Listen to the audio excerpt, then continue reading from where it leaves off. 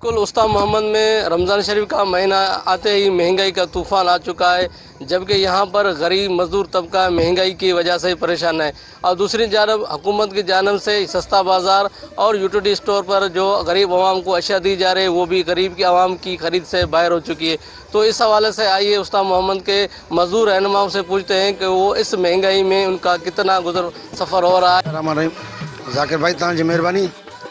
महंगाई असांजे उस्ताद मोहम्मद में एतिरो महंगाई आहे, शायदि पूरे पाकिस्तान खां ज़्यादा उस्ताद मोहम्मद में। सिर्फ़ु चाहे DC और AC जे नाअहली जे वजहों हाणे डेरा अला यार या डेरा मुराद जमाली या जेकमादी या गड़ी खेरो वेंदे बिल्कुलु क़ीमतनि में काफ़ी हद तक सस्ताई आहे और उस्ताद मोहम्मद महांगो आहे। चाहे जिन अफ़सरनि जी नाअहली जे ख़ातिर हाणे तव्हां ॾिसो हिकु स्टोर लॻाइनि था, सामान सस्ते बाज़ार लॻाइनि था, उनमें कोई रिलीफ ई न आहे।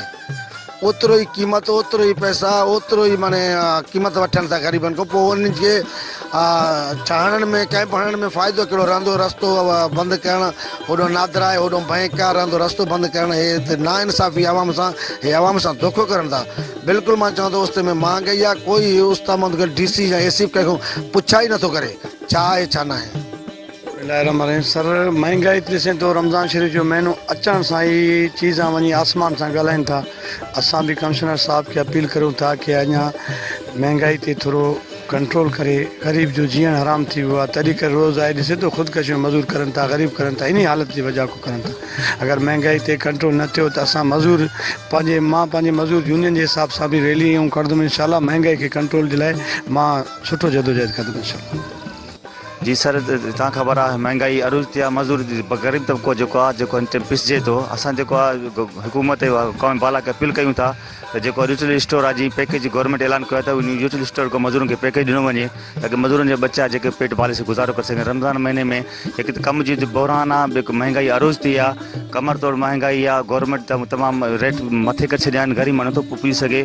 असां हुकम बाला DC साहब खे अपील कयूं था यूटिलिटी स्टोर खे हिदायत कई वञे, उन ग़रीबनि लाइ मज़दूरनि लाइ पैकेज कोई ऐलान कयो वञे त बहितर हूंदो।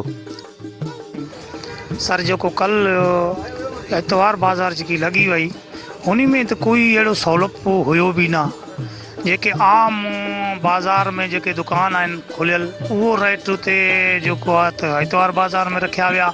मज़दूर जो तोखे पाण ख़बर आहे एतिरो महांगाई आहे मज़दूर जे लाइ, मज़दूर वरी परेशान आहे। हिकु रमज़ान महीनो आहे, बख़्तावर महीनो आहे, इन जे लाइ असां DC साहब खे अपील कयूं था जो महिरबानी कयो कुझु कम अज़ कम इन महीने बख़्तावर महीने में कम अज़ कम घी जो या सब्ज़ी जो रेट या सम्झी फ्रूट जो कम अज़ कम जेको आहे रियायत थियो। मुकर्रीन का कहना था कि हुकूमत और ज़िले इंतजामिया ज़िला उस्ताद मोहम्मद में महंगाई कंट्रोल करने में बुरी तरह नाकाम हो चुकी है, जिसकी वजह से गरीब मजदूर तबका और रोज़ेदार सख्त परेशान है। उन्होंने हुकूमत से मुतालबा किया कि फौरी तौर पर महंगाई में कंट्रोल करें। कैमरामैन जफ़र अली के साथ ज़ाकिर हुसैन, वाश न्यूज़, उस्ताद मोहम्मद।